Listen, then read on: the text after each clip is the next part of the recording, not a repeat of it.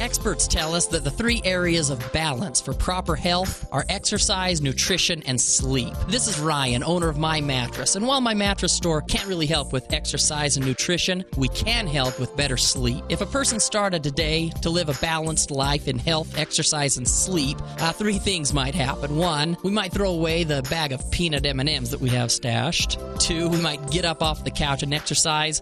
And 3, we'd come buy a new mattress here at My Mattress. Monday edition, Clay and Buck. Buck will be back from Chicago. What did he think of the Windy City, his first trip ever to America's 3rd largest city? Plus, we'll be breaking down the continued baby formula shortage, the insanity at the border, and what will happen with the Ukraine battle over $40 billion in aid. All of that will be discussed. We'll be ready to roll on the Monday edition of the Clay Travis Buck Section. 10 to 1 on News Talk KVNU, 102 FM and 610 AM. News Talk 610 AM, 102.1 FM, KVNU. It's time for the Garden Guide with your host, Mark Anderson from Anderson Seed and Garden. New research suggests that people are more likely to eat vegetables if they have a tempting name. What would life be without homegrown tomatoes? Only 2 things that money can't buy, and that's true love and homegrown tomatoes. From gardening to landscaping. Today we are going to try and create garden eyebrows. Kind of like the flowers are sprouting directly from your hair. That makes sense. Go! Phone lines are open at 753-KVNU or 800-369-KVNU. Kind of like eating vegetables. It's the Garden Guide, now on KVNU 610 AM and 102 FM. And we welcome you to the show on this beautiful Saturday morning with some clouds, but temperature-wise, I think we're going to need these clouds because by Monday, Mark, 80 degrees. It's supposed to be 80. It's been a while since we've had some warm temperatures, so I've been kind of waiting for the sun to shine for a couple months. Yeah. And I think for most of us, myself included, we're going to be doing a little replanting today. Yes. Because like Cache Valley is known for. Yeah. You just never know what the weather's going to be like in those freezing temperatures. We had snow on Monday, and then we had frost on Tuesday. So, what day was it? The 10th of May. That's not unusual to have frost on the 10th of May, right after Mother's Day. So, generally, our last frost is around the 20th to the 24th of May. And so, if that was our last frost, then so be it. Okay. We'll take it early in May, but that doesn't mean that was our last frost. So we could have some colder temperatures. Kind of looks like next Saturday might be another cool down coming and some more storms. So we got to take advantage of this nice weather while we got it. And it's also looking like we could see a little bit more rain, too. So, I don't know. We'll take the rain with the frost. I guess that's an even trade. a good trade. But, that leads us to, we should probably talk a little frost protection today. We can talk about how to protect some of your plants just in case. And, if it does turn really hot, we haven't had a lot of cloud cover. We haven't had a lot of warm temperatures. Some plants might stress a little bit. So if you do have hot caps on your plants, you may want to take those off, like for tomorrow, and then put them back on in the evening, and then like on Monday, take those off and put them back on in the evening to hold that heat. But you might want to take them off when it's 80 degrees outside, especially as we start getting into those high 70s, low 80s. Not a bad idea. So a lot of things happening at Anderson's this weekend. We've got our greenhouses full, so flowers and vegetables, just a little bit of everything right now. So we spent the week restocking, and then we sold a whole bunch, and then we restocked again for the weekend. So usually if you come in and you can't find that one tomato variety that you're looking for, that doesn't mean we're not going to have it for the rest of the year. At this point, there's new plants coming in almost on a daily basis, and the same thing goes for flowers. But in the flower house, we've got some great specials going on right now. So if you mention it when you come into the store today that you heard it on the radio, it is our 80th anniversary, so I think we're going to do our birthday special. 80th anniversary. 80th anniversary. All right. Yeah, 80th anniversary this year. So 4-inch geraniums are regularly $3.99. We're going to do those on sale for $1.80 today. So that's better than half price. $1.80 on the 4-inch geraniums if you mention that you heard it on the radio. It's our birthday special. And we also have some 4-inch wave petunias that are regularly $4.99. We're going to do those for $2.25. So some really great prices on wave petunias and geraniums today if you want to come in and see what we've got and pick up some really great deals on a few flowers to add to your yard. Yeah. And guess what? Wave petunias and geraniums are frost tolerant, so they can handle light frost. Handle the colder weather. If we get a little temperature down into 30 degrees or even 29 degrees, they can handle it. But a little colder than that, and they won't be able to. But unlike your basil plants or your marigolds or your tomato plants, they can't handle a light frost. These guys can handle a light frost, and they'll do just fine. So yeah, we were by there last Saturday and picked up a few for the little flower pots, put them in over the weekend, and yeah, they were just fine this week. Going crazy. But the greenhouses are full. We just got a whole bunch of new trees and shrubs in, and so a lot of great color out there. Beautiful perennials. Just so many beautiful perennials that are blooming right now that you can add to your yard, and then they'll be blooming next year in May as well too. So great selection of perennials that are going right now, and just got a really great selection of shade trees that we have not had so far this spring. So just added to what we already had. So a lot of new varieties that we haven't been able to get until just now, and just some gorgeous shrubs out there. A lot of really nice plants to add to your landscape. We've got water, drought tolerant plants. We've got your traditional plants, and what I've been telling people is, if you want to have traditional plants in your yard, but you still want to conserve water, just switch to a drip system. The drip system is going to save you 90% of the amount of water you would use if you use a sprinkler. So 90% less water if you use a drip system compared to a sprinkler, and just super, super effective. So greenhouses are loaded. Seed counter is stocked with seeds. I think we've only got like a couple of varieties that we are out of at the moment right now, and I've got some more coming in next week. So have not had problems restocking seeds this year. So like last year. Yeah, well, even last year we didn't have too much trouble, but we've been fortunate to be able to order in advance and bring in all the stuff that we felt like we needed to keep our customers happy. And so the seed counter stocked, ready to go. Just planted some this week. I planted some squashes, some melons, some cucumbers, and some pumpkins just 2 days ago, and I would suspect by Monday I'll have those all up and growing and ready to go. So they'll be ready to transplant out by probably next weekend. Oh. Maybe right after that. Usually I can start those and have them ready in about 10 to 12 days to transplant out. And move them into the garden. Yeah, they move them into the garden. So great time to start some seeds indoors if you want to start some things. A lot of people are planting their tender crops. We could definitely talk tender crops, beans, corn, how to protect your tomatoes and peppers if you want to put those out. But I'm always one of those gardeners that I'm helping everybody else, so I never get out into my garden when I absolutely want to. And so kind of gets put off a little bit. We always plant a little bit later than everybody else at Anderson's, but because we're busy helping everybody else, but that's all right. So, but phone lines are open if you'd like to call in and join us on the Garden Guide today. We have lots of things we can talk about. 753-5868, 753-KVNU, or 1-800-369-5868. So have you got your potatoes planted yet? Haven't done the potatoes yet. We were by there last weekend, and I noticed your roses had come in. Roses look amazing. And, they're all starting to bloom, so they look awesome right now. So they're looking really good. So we got about 400 roses in, and they look great. But man, there's just so much color out there in the greenhouse in the nursery area right now. There's lots of flowers blooming and lots of good looking shrubs. It's just kind of fun to come in and just feel spring. Yeah. And just feel what it's like. But I cut my potatoes the other day, and I was going to try and plant them, and I went out into my garden, and there were so many weeds coming up. And with all the rain that we've had, the soil was kind of compacted down. It was like really crusty on the surface. And so I was just like, all right, I'm just going to have to till this one section where I want to plant the potatoes so I can plant the potatoes. And so I tilled that section. And then I looked at the rest of the garden, and it's just like, oh, there's so many weeds there. I'll just keep going. I'll just keep going. And Dad's garden's like 8,000 square feet. And so with my tiller, it takes me about a half an hour to do it. So I was just like, all right, it's going to be dark in about a half an hour.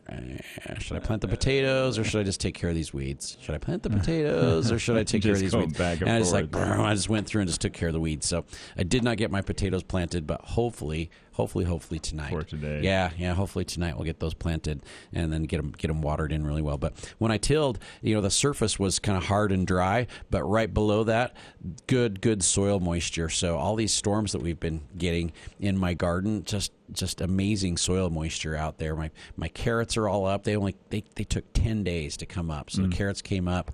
If you are struggling to get carrots to come up, I have a secret kind of process that I go through. That's not really secret, but this special process that I go through to get the carrots to germinate, and I do it for the beets and the chard as well too, and they come up so fast. It works amazing. So if you're struggling, if you're listening and you're struggling getting your carrots to come up, give me a call and say, hey, tell me how to do the carrots, and we'll do it. So, but a lot of topics to talk about: water conservation, how to protect your tender plants. I got a lot of people coming in right now that are asking about my tomato magic formula. That we've got a video out that are showing people how to grow amazing tomatoes. We could definitely talk about that. Weeds, of course. We're just talking weeds in the vegetable garden. Grass killer. Fertilizing trees and shrubs. These are questions that people are coming in and asking a lot right now, and I just kind of spend my time right there where the fertilizers are and right there where all the pest control solutions are, and just have a crowd of people chasing me around all day. Yeah. It is, especially on Saturdays. Yep. We noticed last week. Saturdays for sure. Well, let's go out to the phones. We have Todd joining us on the line. Todd, welcome to the Garden Guide. Hey, thank you. Good morning, Mark. This Good. is Todd over in Beaver Dam. How are you, Todd? Hey, doing great. Good. Hey, I've got a couple sugar maples that are chlorotic, and I'm just having a rough time getting them to absorb iron. I've treated it in the ground, with the liquid iron. I drill holes and different things. Right. And I've also applied it on top of the soil, trying to wash it in that way. But they just seem to get the rusty leaves, middle of summer, and then they start to fall off. Yes. Is there an injection that I could bore into the trunk and maybe hit it that way to see if we can get them to perk up a little bit? There is one of my favorite products is called Tree Treat, and they're made right here in Logan. They're made by Bicor, and I have to use it in my yard because I've got a couple trees that are in the same situation, just kind of chlorotic every year, but they're close to either the driveway or the patio or the deck, and so it's really hard to treat the root system because half of it is covered, and it's inaccessible where I can't put iron on there. So iron on the ground only gets to maybe a third or a half at the most of the root system, and so the rest is not getting it. So I use these tree treats, and you drill small holes into the tree, 5/8 inch drill bit. We drill holes about every 4 to 6 inches, and I like to kind of spiral up the tree. So I'll start about 12 or 18 inches off the ground. I'll drill a hole in at a slight downward angle so that the implants don't melt and come out. So a slight angle down, and then I'll move over 4 to 6 inches and up one, and then I'll drill another hole, and then I'll go over 4 to 6 inches and up one as I go around the tree. And I'll just drill holes until I get back to right where I started, but now I'll be 6 or 8 inches above where I started, and then one implant in each hole.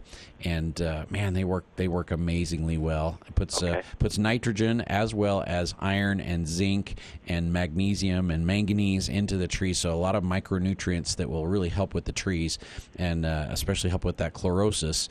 And they last at least a season, and sometimes they'll last even 2 seasons, so you don't have to do it too frequently to get that to work. But the tree treats, highly recommended. They work amazingly well.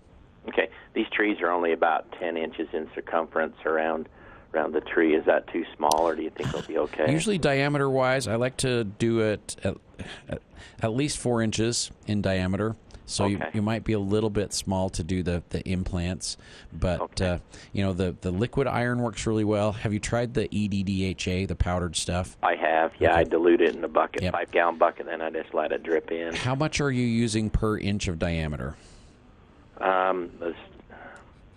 I'll drill about I go around the drip line. Right. I'll drill about 5 holes around the drip line. Then I'll wash in 5 gallons per hole. Okay. And then what I would recommend is using about an ounce to 2 ounces. So 1 to 2 ounces or 2 to 4 tablespoons per inch of trunk diameter. Okay. So you might not be going quite heavy enough, especially if your soil is really heavy clay. But if you've got a 3-inch diameter trunk, then you would use 3 to 6 ounces, and you could mix that in a 5-gallon bucket, and then just saturate the root zone with that, and you could do it in 10 gallons. I mean, it doesn't matter how much water you mix it in, as long as you get that 3 to 6 ounces for each tree. And that will help a bunch. And then the tree treats definitely, when they get a little bit bigger, would be amazing.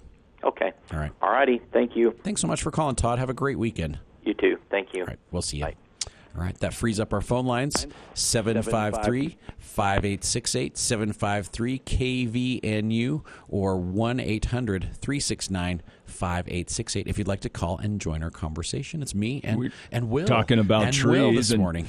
Yeah, we came by and grabbed a couple of the fertilizer stakes to just throw around our fruit trees. Hadn't done it in a year, and we thought, it's probably just a good idea to take care of those trees a little bit, especially as we're coming out of winter. And makes a big difference. So about 6 weeks ago, I did, it might have been just a month, I did implants, did the tree treats on one of the pear trees at my mom's house.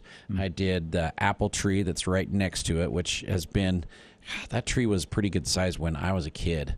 I mean, so we're talking, this tree is 60 to 70 years old.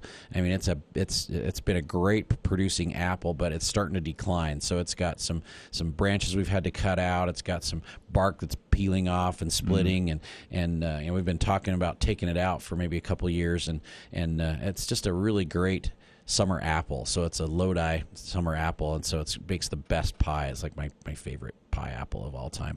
And so I just don't want to sacrifice it yet. So we did some implants on that, and then we did a couple trees in my yard, especially the ones that I can't really access the root system, and did the implants on those. And now they're starting to leaf, and they're blooming. So all my apples are in full bloom right now.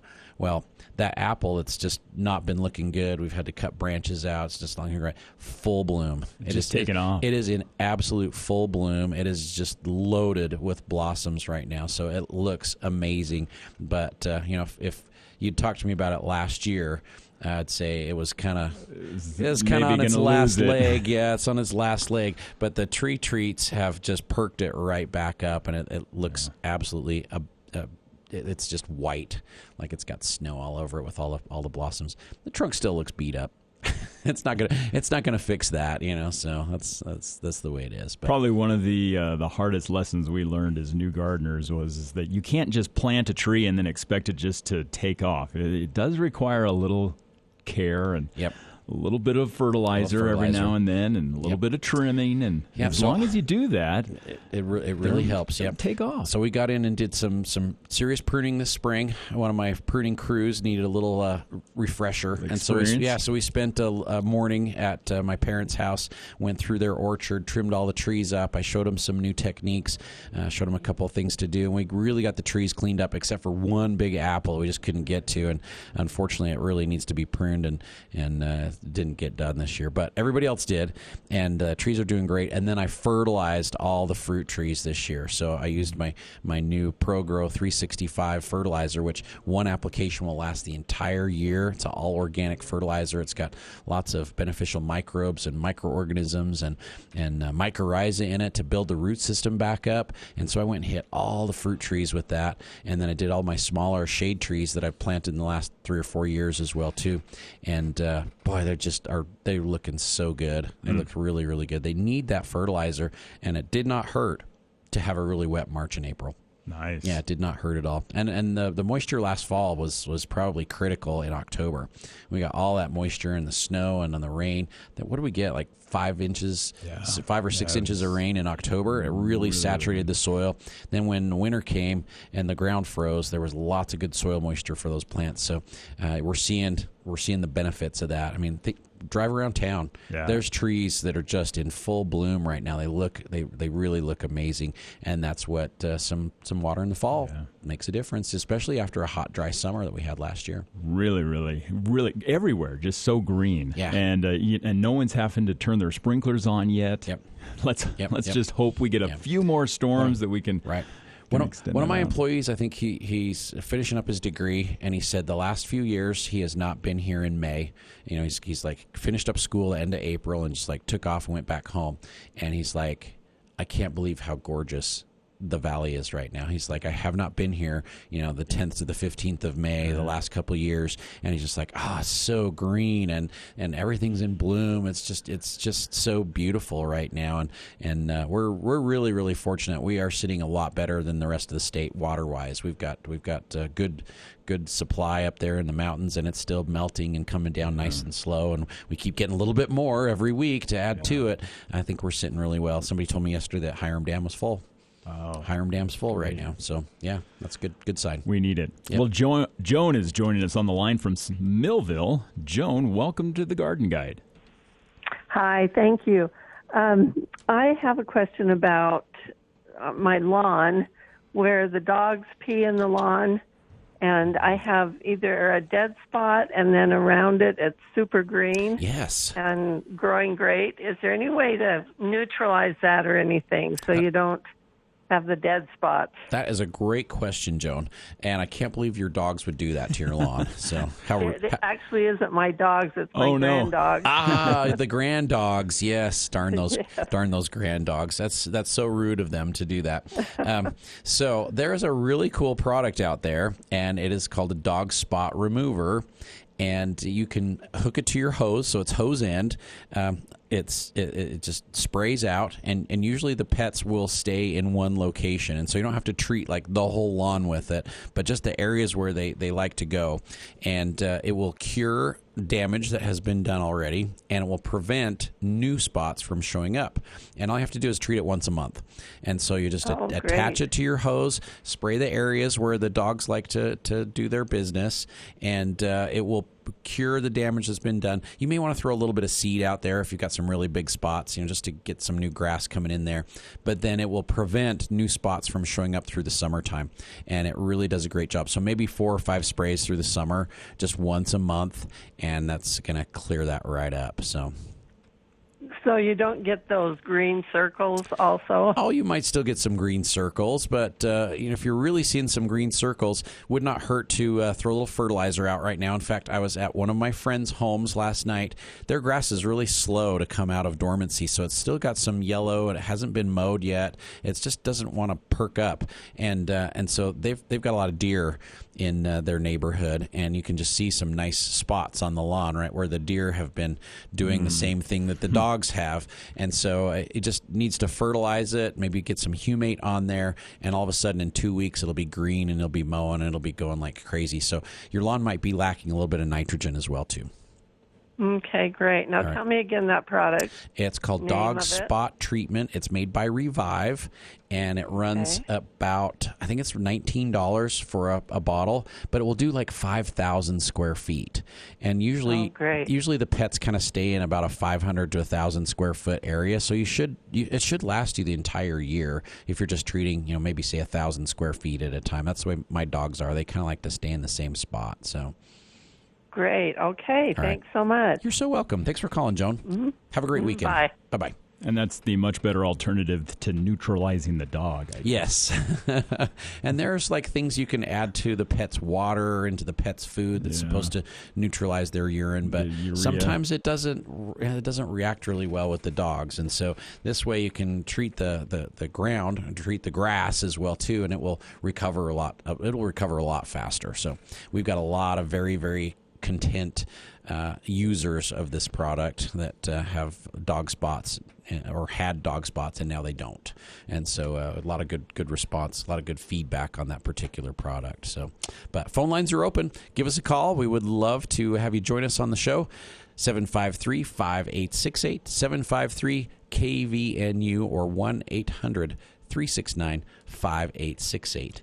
We were talking about gardens earlier, Yeah. and I noticed as I was out this week, over the years, we see this. Our garden butts up right against our lawn, and the grass just continues to creeps in. Yep. And all of a sudden I started looking at it because we put in a paver patio, and all of a sudden I looked and said, wait a second, we've lost about a foot of our garden because that grass has come in over the paver patio and then into the garden. And so all of a sudden I started looking at that and saying, you know what, we've got to tackle that this year. And so it's one thing I know as a lot of people are starting to focus on gardens is, okay, before I start planting, what is the best way to make sure I can try to knock down all of those weeds, those roots, and then take care of them hopefully for the season. Yeah, and we've been doing the same thing in our yard as well, too. So I've got a patio that's got a lot of flagstone in there and dirt in between, and the grass it just starts to encroach over the top of the flagstones, and in one section it's just kind of crept over to the edges, but in another section it's like pretty much gone over the top of the pavers. Yeah, and I'm just like, God, I'm just ready to kill that grass and just let the pavers do their thing because it's hard to mow. It's really bumpy. And it is not productive. So 2 weeks ago, I went out there and I did a little combination of Decimate. The Decimate is kind of like Roundup, but it's not the same material. It's a completely different chemistry, and it reacts faster. It works on broadleaf weeds better. It biodegrades out of the soil in about 24 hours. So 24 hours after you spray, if the weeds are turning yellow and dying, you can just till those up and plant right back there in that same area. But it does not have a long soil residual at all, so it's gone in 24 hours. So it's great for vegetable gardens. And it reacts really quickly. And so the Decimate, I mixed it with a pre-emergent. So I mixed it with my Weed Impede, which is a 6-month to 8-month pre-emergent, so it'll stop new weeds from coming up and grasses as well too. And I just went and sprayed that patio, and I sprayed some spots on the hillside where I just usually get a lot of weeds and grasses and stuff coming up. I just don't want anything coming up there. And did some strategic locations around the yard as well too. And it was kind of cold and wet, and we had that snow, and we had some rain, and we had a little bit more snow, and it just didn't seem like it was going to do anything. And then all of a sudden, it just took everything out. Yeah, it just took everything out. So I did a section around my magnolia tree I planted in front of my house, and God, it took a week, and I'm just like looking at it every day. I come home from work, it's like, oh, it's not doing anything. It's not doing anything. And then I look at it, it's like, ooh, it's going now. So it takes a little bit longer when the temperatures are cooler, but when it starts to heat up, you'll see reaction very, very quickly. And then I could just like turn that soil over and just plant some ground cover or plant some perennials or something in there without any problem. And where the patio is, there will be no more weeds coming up for the rest of the year. It'll just stop them from coming up. But if you put seeds in there, it's going to kill them. It's going to stop those seeds. Okay. So you could plant plants in there, but you can't plant seeds in there where you've treated it with the pre-emergent. So yeah. All right. Well, we're going to head into the bottom of the hour. We've got news coming up in just a minute. We can take more of your calls, 753-5868, 1-800-369-5868 for the Garden Guide, and talk more about what's going on over at the store this weekend. If you haven't got in to get your jug yet. Oh, yeah, compost tea. Compost tea is brewing. We ran out of 2.5 gallons yesterday. Okay. So I've got our 1-gallon containers now, but we could create some more 2.5s if somebody had a nice 2.5 jug they didn't have like soil sterilant or something in. So we could do that. A lot going on over at the store at Anderson Seed and Garden, and we'll take more of your calls coming up here on the Garden Guide on KVNU.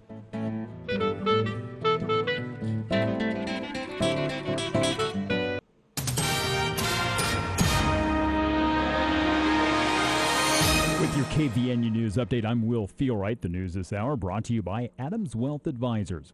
A 21-year-old Smithfield man has been arrested for allegedly extorting a woman, according to law enforcement. Cole S. Finlinson was booked temporarily this past week into the Cache County Jail.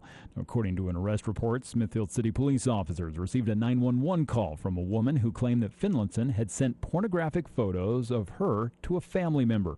The alleged victim had previously filed a protective order against the suspect after after the two had broken up. Police responded to Finlayson's residence and seized the photos as evidence. The suspect allegedly told officers that he had used a burner phone app to send the photos, the report stated. Finlayson mentioned to police that he was frustrated with the victim for having a protective order served against him. He reportedly admitted that he wanted to show the victim's parents that she wasn't a really innocent girl, according to the report. Now, court records show that Finlayson was served with a protective order on Monday that prohibited contact, either directly or indirectly, between the suspect and the victim.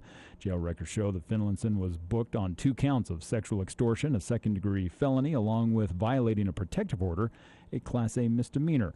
He was later released pending formal charges. And the mother of a little boy who was struck and killed by a speeding, out-of-control car in rural Utah County said this week that new charges against the driver are not enough. Teresa Ratliff's words came several hours after Utah County Attorney David Levitt said that he had authorized filing 2 counts of manslaughter against Kent Cody Barlow. Meanwhile, the mother said that she believes that there should also be DUI charges that should be filed, claiming that some other factors are being brushed under the rug. Well, looking at mostly clear skies the next several days as temperatures staying in the 70s, 80s coming on Monday. Will Feel-Right for KVNU News. From ABC Sports, I'm Dave Packer. NBA playoff action last night. Game 6, Clay living up to his moniker. Deep 3 on the way with 1 on the clock. Back rim miss. Looney again. Finds Thompson. Loads up a triple. Good! It's madness! A call on 95.7 The Game. That just one of his 8 buckets from behind the arc. With their 110-96 win over the Grizzlies, the Golden State Warriors advanced to the Western Conference Finals for the first time since 2019. With their 108-95 win over Milwaukee, the Celtics forced Game 7 in Boston. Jason Tatum and the Greek Freak combined for a casual 100 points. Tatum spoke post-game about his outlook for the deciding match. It's going to be fun. That's all. This is supposed to be fun. It's basketball. Biggest moments, biggest stage. And when it boils down, it's just, I go out there and just have fun. Catch the fun tomorrow afternoon. This is ABC Sports. 9 million albums, 16 million singles, worldwide, sold-out concerts across the globe. Cherry Peak Resort welcomes Daughtry. Daughtry, an incredible night under the stars with Daughtry and the Dearly Beloved Tour with special guest Blackstone Cherry. You heard it right. Multi-platinum artist, Daughtry, on stage at Cherry Peak Resort August 2nd. Tickets on sale at skicpr.com. Get your tickets today. Daughtry. This show will sell out. You love the music. Now hear them live. Food, fun, and incredible music August 2nd. One night only. Daughtry. Tickets on sale at skicpr.com. See you there. Napa Auto Parts has the items you're looking for. The parts you need, the parts you use, and the parts you rely on every day. Plus, Napa has some of those hard-to-find items you're looking for, like 6-fold RV and golf cart batteries, Rotella 15W40, Rotella T65W40, Dello 15W40, lawnmower filters and oil, all in stock when you need it at your 5 locally owned Preston to Providence Napa Auto Parts.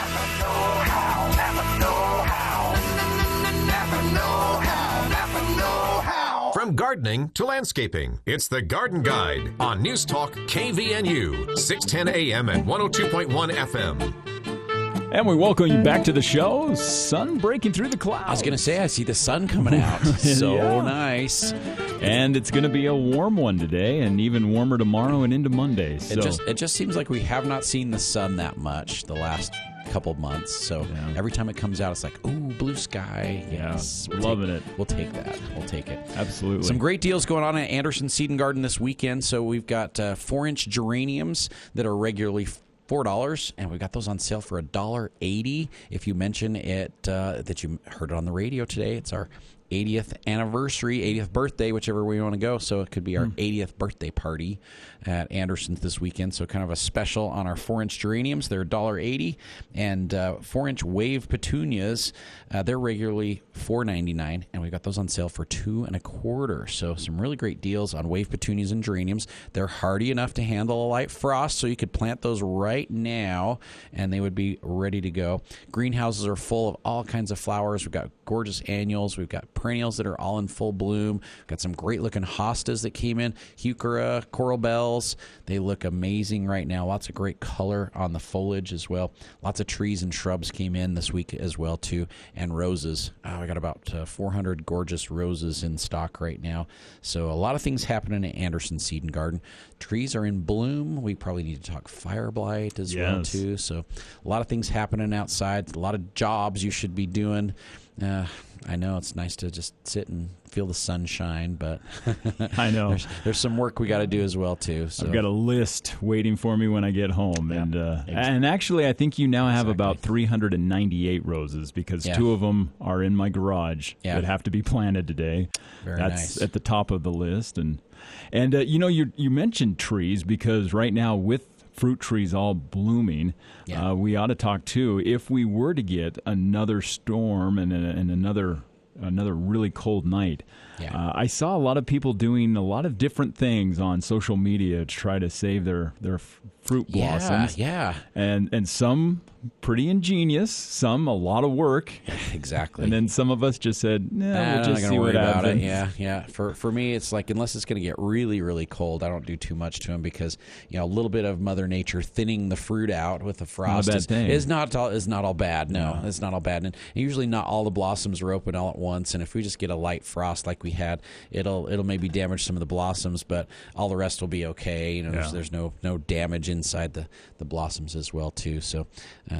But I saw people putting Christmas lights on their trees, which if you do an incandescent light, that actually works really, really well.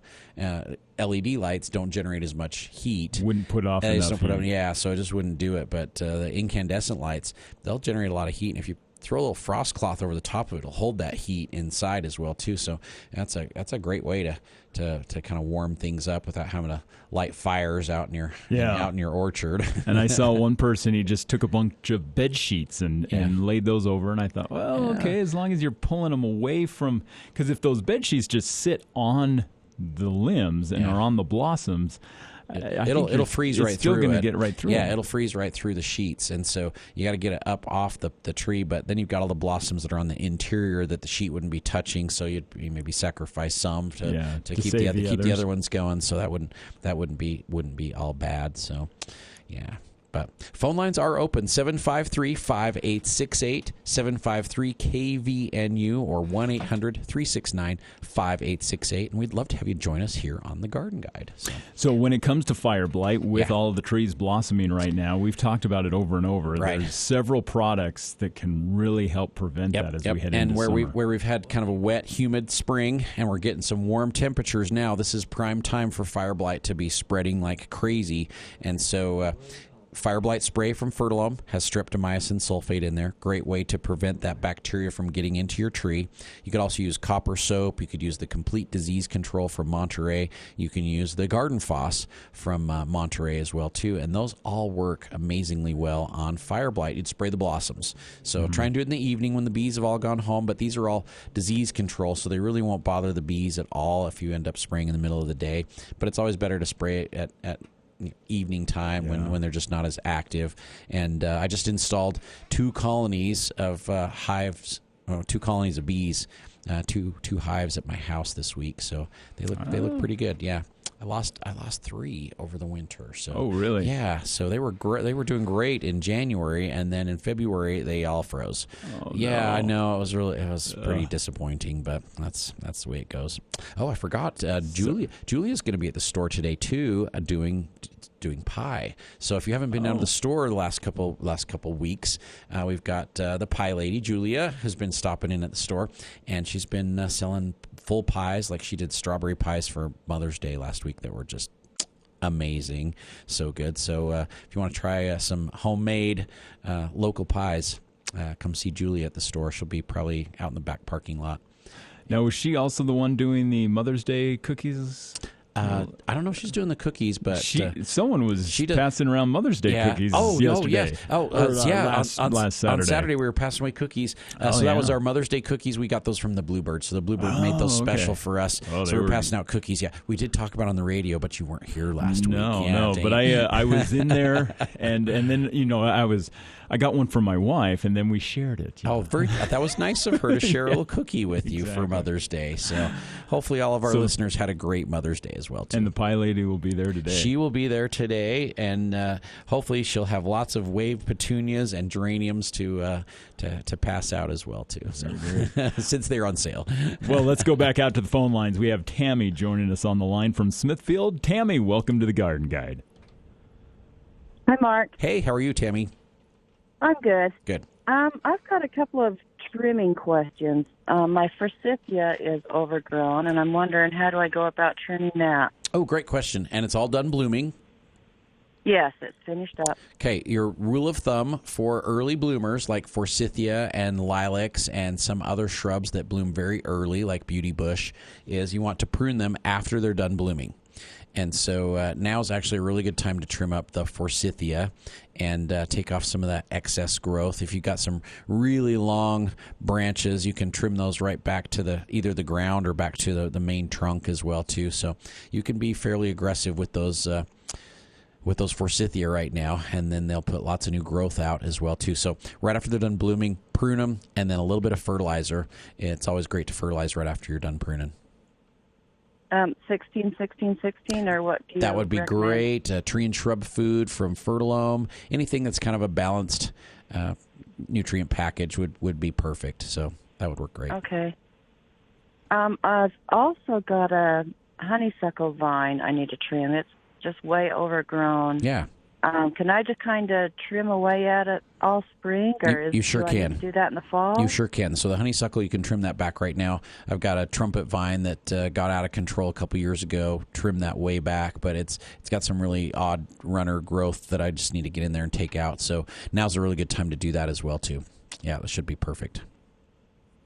Okay. Oh, and I want to comment on my honeysuckle. It gets aphids every year, but I've been putting the tree and shrub drench on it, and that works amazing for anybody that has aphids. It really does, doesn't it? So I had a customer in yesterday, and they've got some trees that really just were struggling the last few years, and they came in a couple years ago, and I showed them how to do that and how to put a fertilizer in with it as well, too. And they were in, I think it was Thursday afternoon, and they're just like, these trees, we thought they were dead. We're going to have to rip them all out. We thought they were goners, and they're just like, they are flourishing now. They're just doing great. So it's exciting when you get a little feedback that products are working. They're controlling the aphids, controlling the borers, and your tree. That's great. Wonderful. Works well on vines as well as shrubs as well as trees. So awesome. Thanks, Tammy. Yes, it does. All right. Thank you, Mark. You're so welcome. Have a great weekend. You too. Bye. All right, we'll see you.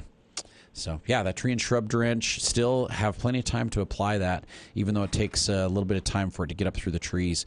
But aphids are starting to show up. So we're seeing them on maple trees. We're seeing them on lindens. We're seeing them on, like yesterday, somebody brought in their snowball bush. Snowball bush was covered, absolutely covered with aphids. And it's like, if you put that drench on a month ago, you would not have, we'd not have any aphids on your plants. So, but I do have ladybugs and lacewings in stock right now. And I was wondering, is it too early for ladybugs? No. So ladybugs can go out right now. They will do just fine.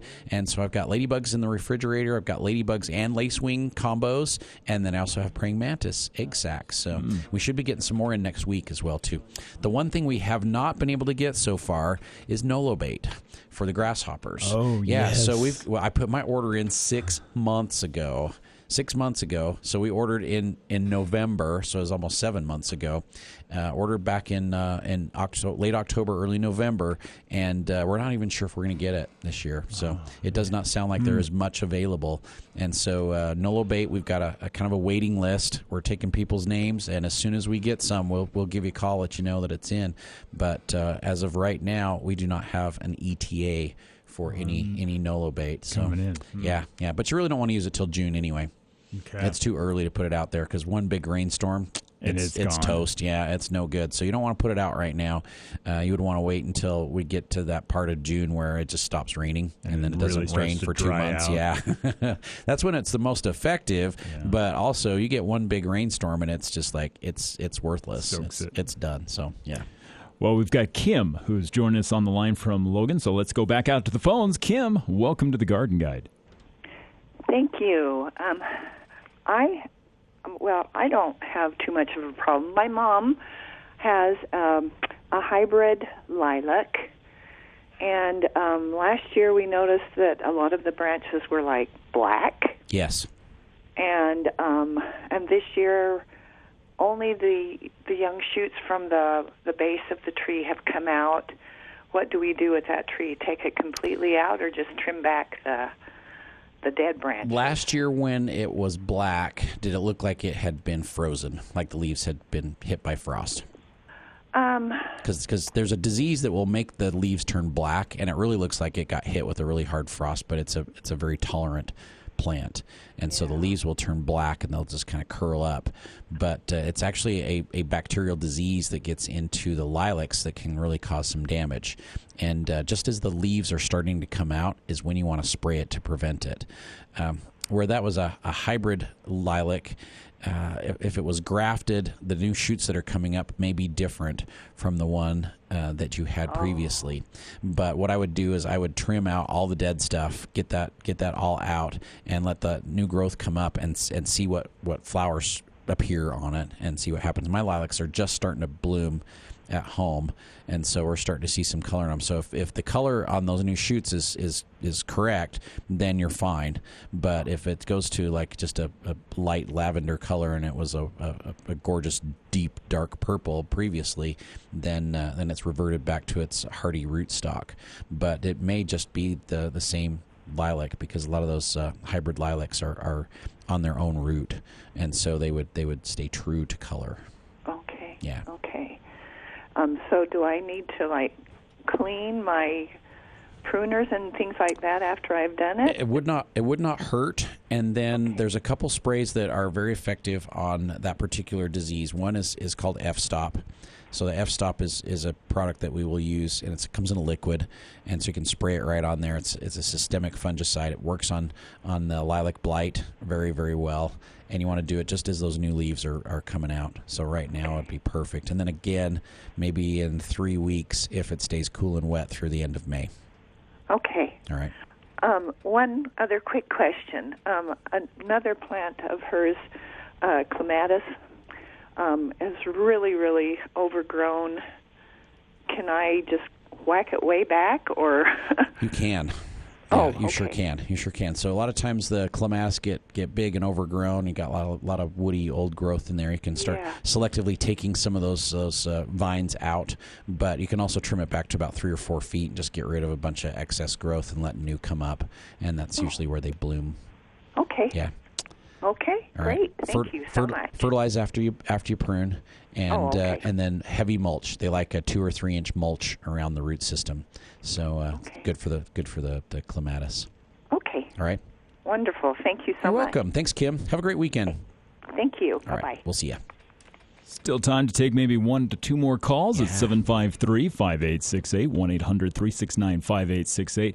You know, as I was out in our yard, I'm noticing morning glory already coming up, and I'm sure that's a question you're getting a lot right now. Between the morning glory and the puncture vine, yes, I have at least a dozen people a day coming in asking about puncture vine, how to get rid of that. So it's spread all over the place. Yeah. It's crazy. It's like, I think 15 years ago there wasn't any in the valley, and then all of a sudden it just showed up, and now it's just everywhere. Yeah. So very aggressive, invasive weed that is painful as well as persistent. Yeah.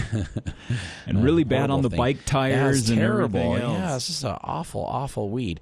So for morning glory and for puncture vine and for thistles and all kinds of other broadleaf weeds, the weed-free zone's still the best. and there's just nothing like the weed-free zone. It'll kill it in just 24 hours. If we get 70-degree daytime temperatures like we're talking for the next 3 days, you could actually spray this afternoon, and when we get home from church tomorrow, it'll be dead. Yeah, you're already seeing it die already. The Decimate works the same way, and I use the Decimate in a bunch of areas where I had some of that puncture vine, the goat's heads, or burr buttercup. It goes by many names. Yeah, and not all of them are nice. Yeah, that's true. And it goes by many names. The Decimate does a great job on those two. So my Decimate pre-emergent combo wiped out the burr buttercup all over the place, as well as the morning glory, as well as the grass, and a whole bunch of other weeds.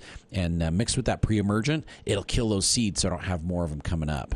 Okay. So as those seeds germinate, it'll take care of those. And in your vegetable garden, if you want to try and get some of these under control, in the vegetable garden, Treflan will do the same thing too. So I've got one section of my garden where some of that puncture vine got in there last year, and I thought I got it under control before it dropped seeds.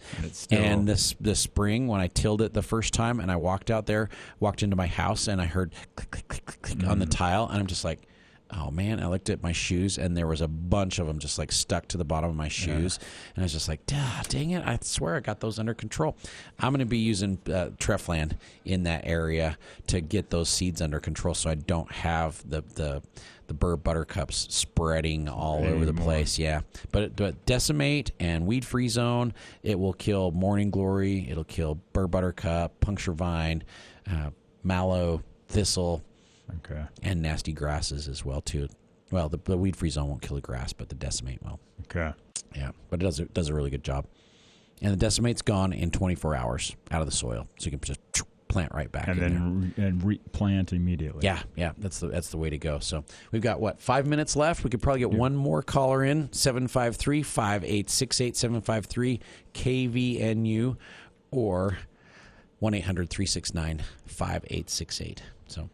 Grass killer. Got a lot of people coming in asking about killing grass in their raspberries or in their roses or their ground cover. It's just popping up all over the place.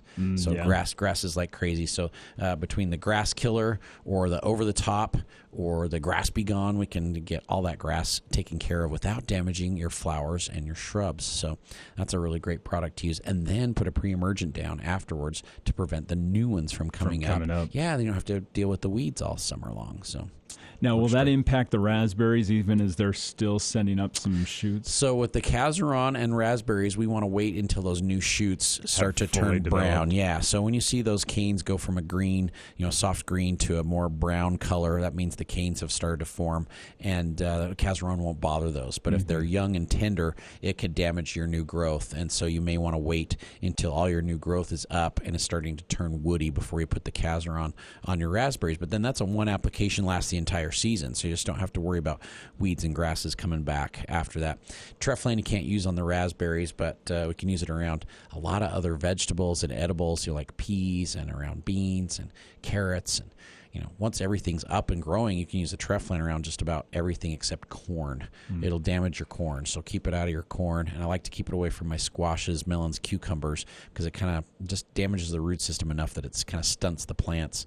But won't kill them, but it just kind of slows their production down just a little bit. So, well, we're about towards the end of the show. So we do need to mention, though, again, it's the 80th anniversary of Anderson Seed and Garden, and we have a special going on today. We have some radio-only special. Some great specials. Just if you've heard us on the radio today, we've got 4-inch geraniums that are regularly $3.99, and they're on sale for $1.80.